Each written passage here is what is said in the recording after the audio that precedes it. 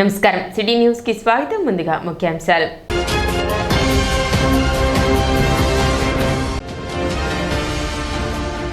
శారీరక దారుఢ్యం, మానసిక స్థిరత్వం, క్రమశిక్షణ పెంపొందించడానికే పోలీస్ కవాతు. జిల్లా ఎస్పీ సతీష్ కుమార్.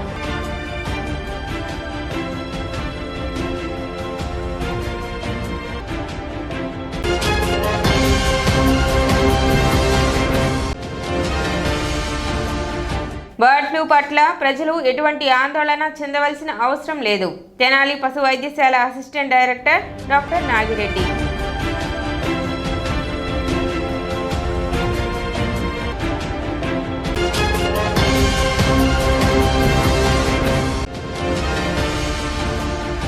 వైభవంగా ముగిసిన షరా బజార్లో వేంచేసి ఉన్న పంచముఖ ఆంజనేయ స్వామి వార్షిక బ్రహ్మోత్సవాలు.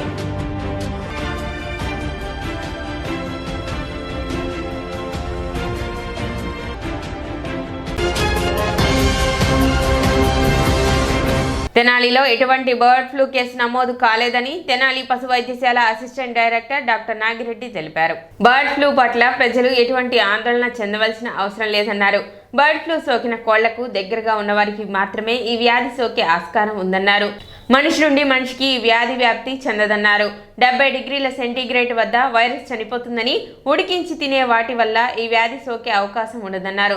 ప్రజలు ఎటువంటి భయాందోళనలు చెందవలసిన అవసరం లేదని డాక్టర్ నాగిరెడ్డి పేర్కొన్నారు. జూనోటిక్ అంటే ఏంటంటే మనిషి నుంచి జంతువులకి, జంతువుల నుంచి మనుషులకి డిసీజ్ని జూనోటిక్ డిసీజ్ అంటారు. వాటిలో ఏంటంటే బర్డ్స్ నుంచి ఎక్కువగా మనకి నాటుకోళ్ళు కానీ లేదంటే మన ఫారం కోళ్ళ నుంచి కానీ ఎక్కువగా ఈ వైరస్ ఎక్కువగా ఏంటంటే వైరస్ వ్యాధి. ఈ వైరస్ ఏంటంటే దీంట్లో చాలా రకాలు ఉన్నాయి అన్నమాట. బర్డ్ ఫ్లూ అంటే ఏవియన్ ఇన్ఫ్లుయెంజా అంటారు. ఇదేంటంటే సాధారణమైనటువంటి దగ్గు, జలుబు టైప్లోనే అదే సింటమ్స్ ఎక్కువగా కనపడుతూ ఉంటాయి. ఎక్కువగా కోళ్ళలో కూడా ఈ వ్యాధి సోకితే కనుక మనకి గుట్టలుగా ఎక్కువగా చనిపోతూ ఉంటాయి. అందుకనే ఇప్పుడు మనకి ఈస్ట్ గోదావరి, వెస్ట్ గోదావరిలో మనకి ఈ డిసీజ్ అవుట్బ్రేక్ వచ్చింది. దీన్ని గవర్నమెంట్ వారు పకడ్బందీగా ప్రణాళిక ప్రకారంగా దాన్ని కంట్రోల్ చేస్తూ ఉన్నారు. దానికి ఏంటంటే ఎక్కడైతే అవుట్బ్రేక్ వచ్చిందో అక్కడ మనకి అది రెడ్ జోన్ కింద పెట్టేసేసి 1 కిలోమీటర్ రేడియస్ ప్రకారం మనకి రెడ్ జోన్లోకి ఇది చేస్తారు. అక్కడి నుంచి 10 కిలోమీటర్ల వరకు సర్వేలెన్స్ జోన్ కింద ఇది చేసేసి ఆ ట్రాన్స్పోర్టేషన్ కానీ ఇది కానీ మొత్తం అంతా కంట్రోల్ చేస్తూ ఉంటారు. దాని ద్వారా ఏంటంటే ఫర్దర్ ఏరియాకి స్ప్రెడ్ కాకుండా దీన్ని ఇది చేస్తూ ఉంటారు అన్నమాట. అందుకని చెక్ పోస్టులు పెట్టేసి ట్రాన్స్పోర్టేషన్ అనేది కంట్రోల్ చేస్తూ ఉంటారు. ఇప్పుడు అందుకని ఏంటంటే మనకేంటంటే అన్యూజువల్ డెత్స్ ఏదైనా ఉంటే కనుక బర్డ్స్లో మనకి ఉండకుండా చనిపోవటం కానీ, ఈ ముక్కలమ్మటే సావాల ఇది కానీ, తర్వాత కళ్ళు ఒప్పటం కానీ, ఈ దగ్గటం కానీ, తుమ్మటం కానీ అట్లాంటివి ఏదైనా ఉండి రఫుల్డ్ ప్రదర్శకత ఏదైనా ఇది కానీ ఉండి గుడ్ల ఉత్పత్తి కానీ, మాంసం ఉత్పత్తి, బొరుగు తగ్గటం ఇట్లాంటివన్నీ లక్షణాలు ఉంటాయి. వీటిలో మనం జస్ట్ లైక్ ఫ్లూ టైప్లోనే ఉంటాయి లక్షణాలన్నీ ఎక్కువగా. వీటిలో ఏంటంటే ఈ వైరస్లో కొన్ని చాలా రకాలు ఉంటాయి. ఇదేంటంటే మ్యుటేషన్ చెందడం మూలాన ఈ వైరస్ ఎక్కువగా మ్యుటేషన్ చెందుతూ ఉంటుంది. అందుకని చెప్పేసి దానికి వ్యాక్సిన్ అనేది ఇంతవరకు కనుగొనలేకపోయారు. ఎక్కువ పౌల్ట్రీలో పనిచేసే వాళ్ళకే ఇది ఎక్కువగా సోకేదానికి అవకాశం ఉండేది కానీ ఎక్కువగా మనుషుల నుంచి మనుషులకు మాత్రం ఇది ఎట్టి పరిస్థితుల్లో రాదు. దాదాపుగా వచ్చిన దాఖలాలు అయితే అక్కడ లేవు. బర్డ్స్ నుంచే మనుషులకి వచ్చేదానికి ఆస్కారం ఉండేది కానీ అది ఎక్కడంటే ఎక్కువగా పనిచేసే వాళ్ళ దగ్గరే. వాళ్ళు ఏంటంటే అన్ని ప్రొటెక్టివ్స్ పెట్టుకొని గ్లౌజెస్ కానీ, మాస్కులు కానీ ఇవన్నీ పెట్టేసుకొని వాళ్ళు పనిచేసుకుంటూ ఉంటే వాళ్ళకి కూడా సోకదు ఇది. కాకపోతే ఏంటంటే దీంట్లో H5N1 అనే వెరైటీ అంటే ఏంటంటే కొద్దిగా హైలీ ప్యాథోజెనిక్, ఏవియన్ ఇన్ఫ్లుయెంజా అంటారు. మిగతా కొన్ని లైట్ ప్యాథోజెనిక్ కూడా ఉంటుంది, లో ప్యాథోజెనిక్.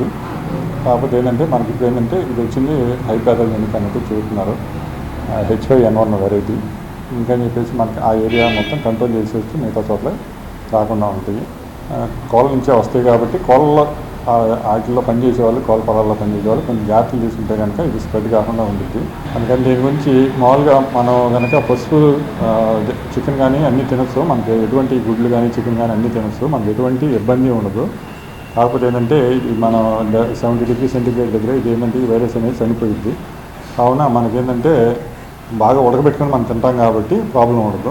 రానున్న ఎమ్మెల్సీ ఎన్నికల నేపథ్యంలో పోలీసులు అప్రమత్తంగా ఉండాలని జిల్లా ఎస్పీ సతీష్ కుమార్ అన్నారు. పోలీసుల సాధారణ విధుల్లో భాగంగా తెనాలి విఎస్ఆర్ కళాశాలలో శుక్రవారం పోలీస్ పెరేడ్ నిర్వహించారు. ప్రత్యేకించి ఏఆర్ పోలీసులు నిర్వహించిన పెరేడ్లో ఎస్పీ గౌరవ వందనం స్వీకరించారు. అనంతరం సతీష్ కుమార్ మాట్లాడుతూ పోలీస్ విధుల్లో భాగంగా ప్రతి శుక్రవారం పోలీస్ పెరేడ్ నిర్వహిస్తున్నామని తెలిపారు.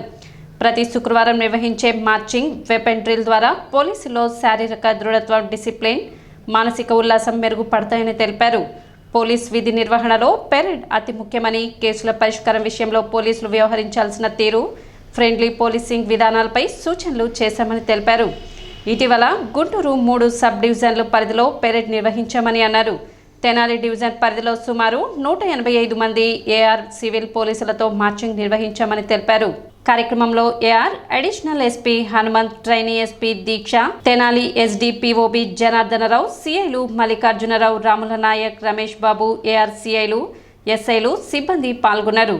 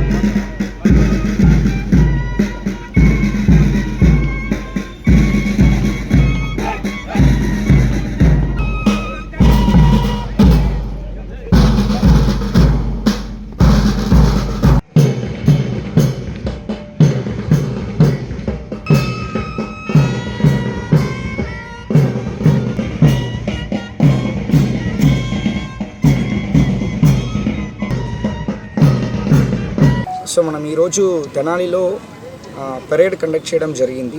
పరేడ్ అనేది మామూలుగా పోలీసింగ్లో మనం డిసిప్లిన్ కోసం మనం వాళ్ళు టర్న్ అవుట్, డిసిప్లిన్, అదేవిధంగా వాళ్ళకి కన్వే చేయాల్సిన మెసేజ్ ఏదైనా ఉందంటే ఈ పరేడ్లో చేస్తుంటాము. మామూలుగా ఎవ్రీ ఫ్రైడే జనరల్గా పరేడ్ చేస్తుంటాము. కానీ జనరలీ అక్కడ ఏఆర్తో పాటు జనరలీ జరుగుతుంటాయి. సివిల్ మెన్ కూడా కొన్ని ఇంక్లూడ్ చేసి పరేడ్ చేయాలని చెప్పి రీసెంట్గా నిర్ణయం తీసుకోవడం జరిగింది. దీన్ని బేస్ చేసుకొని లాస్ట్ వీక్ మన గుంటూరులో ఒక 3 సబ్ డివిజన్స్తో పాటు అక్కడ చేసాము.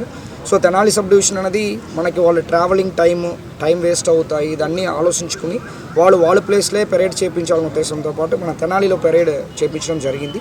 ఈరోజు సివిల్ మెన్ తరపు నుంచి అవుట్ ఆఫ్ 250 దాదాపు 185 వరకు ఈరోజు పార్టిసిపేట్ చేశారు. అదర్ అటాచ్మెంట్స్ కొన్ని హెల్త్ ఇష్యూస్ వల్ల ఒక 50 మంది వరకు రావట్లేదు. ఆల్ ఆఫీసర్స్ కూడా పార్టిసిపేట్ చేశారు.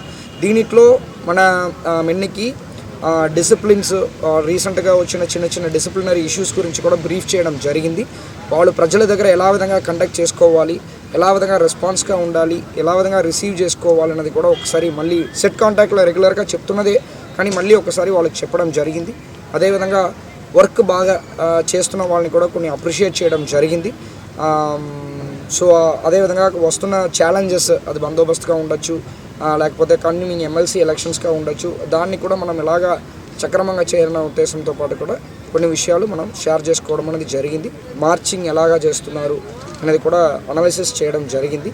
ఇది నిన్న నుంచి కూడా మన ఎస్డిపిఓ తెనాలి, అదేవిధంగా ట్రైనింగ్ ఏఎస్పీ ఉన్నారు దీక్ష, అదేవిధంగా మన ఏఆర్ అడిషనల్ ఎస్పీ గారు అండ్ ఏఆర్ టీమ్ అన్నీ కూడా ఇది నిన్న ఆఫ్టర్నూన్ నుంచి కూడా దీనికి పరేడ్ గ్రౌండ్ ప్రిపేర్ చేయడము, తర్వాత వెపన్ అన్ని వాళ్ళకి వెపన్ డ్రిల్ ట్రైనింగ్ ఇవ్వడము, దాన్ని కూడా వాళ్ళు లాస్ట్ ఒక మోర్ దెన్ హాఫ్ డే వాళ్ళు ట్రైన్ చేస్తున్నారు. స్థానిక శివాజీ చౌక్ లోని కాళీమాత ఆలయం వద్ద అన్నదాన కార్యక్రమం నిర్వహించారు. దేవస్థానం కమిటీ అధ్యక్షులు గుమ్మడి రమేష్ ఆధ్వర్యంలో ప్రతి నెల 2వ శుక్రవారం నిర్వహించే అన్నదాన కార్యక్రమంలో భాగంగా అవధానం గుణశేఖర్, అవధానం వెంకటరమణ, అవధానం భార్గవ్, అవధానం కోదండ నాగవర్ధన్ల సహకారంతో పేదలకు అన్నదాన కార్యక్రమం నిర్వహించారు.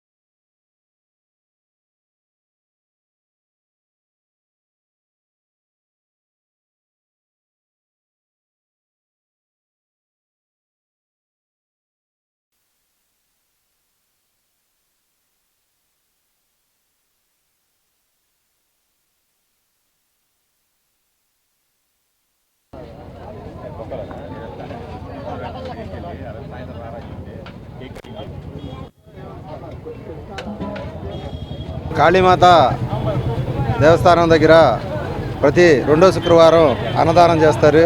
ఈ యొక్క అన్నదానం దాతల సహాయంతోనూ భక్తులు ఇచ్చే కానుకలతోనూ అన్నదాన కార్యక్రమం జరుగుద్ది.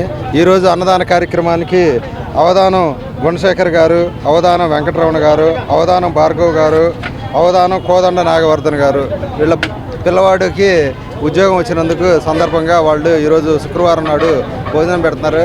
వాళ్ళకి ఈ కాళీమాత దయ వల్ల ఇంకా ఉన్నతమైన ఉద్యోగంలో కూడా ఉన్నత స్థితికి వెళ్ళాలని చెప్పి కోరుకుంటూ ఈ యొక్క అన్నదానం అనేది అన్నదానం మహా గొప్పది. అన్నదానం చేయటం వల్ల పేదవాడికి ఆకలి తీర్చడమేను, ఆకలితో ఉన్నవాడికి అన్నం పెట్టడం అంటే ఆయన ప్రాణం నిలబెట్టినట్టేనని చెప్పి తెలియజేసుకుంటూ సెలవు తీసుకుంటాం. ఇప్పుడు ఒక చిన్న విరామం.